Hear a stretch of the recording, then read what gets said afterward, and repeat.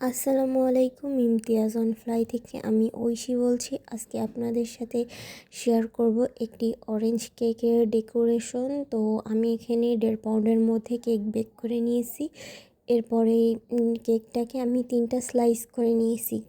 Cake বোর্ডে set করার জন্য আমি কেকটাকে 3টা স্লাইস করে এবার একে একে ক্রিম দিয়ে সুগার সিরাপ তারপরে আমি সুন্দর করে সেট করে নিচ্ছি। তো দেখতেই পাচ্ছেন যে আমি একে একে লেয়ারগুলো বসাচ্ছি। এবার সুগার সিরাপ ক্রিম দিয়ে সুন্দর করে আমি ক্রিম দিয়ে ঢেকে দিচ্ছি। এরপরে কেকটাকে আমি 30 মিনিট ফ্রিজে সেট হওয়ার জন্য রাখবো। আর ফাইনাল ডেকোরেশনের আগে কেকটাকে ক্রাম কোট করা অনেক জরুরি।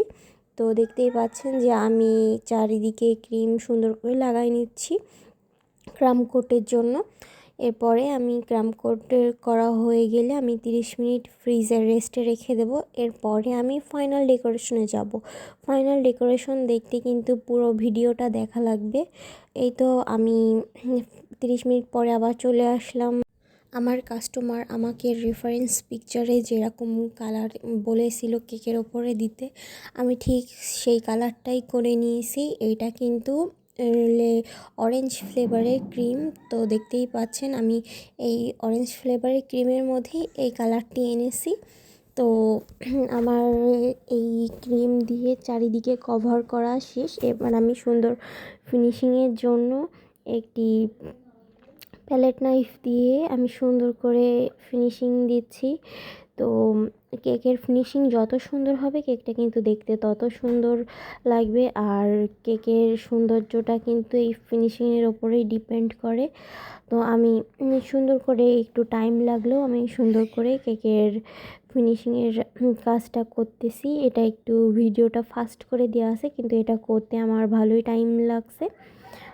এই তো আমি সুন্দর করে আস্তে আস্তে এই কাজটা করতেছি। এটা আপনারা পুরো ভিডিওটাই দেখতে পাচ্ছেন। আমি কিন্তু এখানে কোনো কাট করিনি, আমার ভিডিওটাই আমি জাস্ট স্পিড বাড়িয়ে আপনাদের সাথে দিছি, নাইলে ভিডিওটা অনেক লং হয়ে যেত।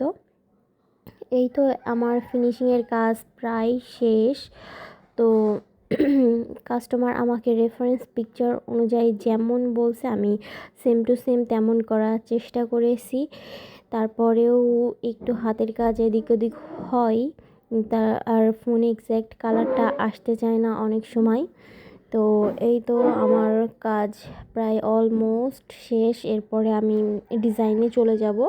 আমি একটি নজেল দিয়ে এই সুন্দর গোলাপগুলো করে নিচ্ছি। কাস্টমারের রেফারেন্স পিকচারে ঠিক এই রকম ডিজাইন ছিল। এর জন্য আমি আবার এখানে সুগার বল, তারপরে লাভ শেপের কিছু চকলেট এগুলো বসাই দিয়েছি। আমি নিচে বর্ডার করে নিচ্ছি। এই তো আমার প্রায় ডেকোরেশন শেষ। তো কেকটা কেমন সুন্দর হয়েছে এটা আপনারা জানাবেন। এই তো আমার কেকের ফাইনাল লুক কেমন হয়েছে কমেন্ট করে অবশ্যই জানাবেন। তো আজকের মতন আল্লাহ হাফেজ।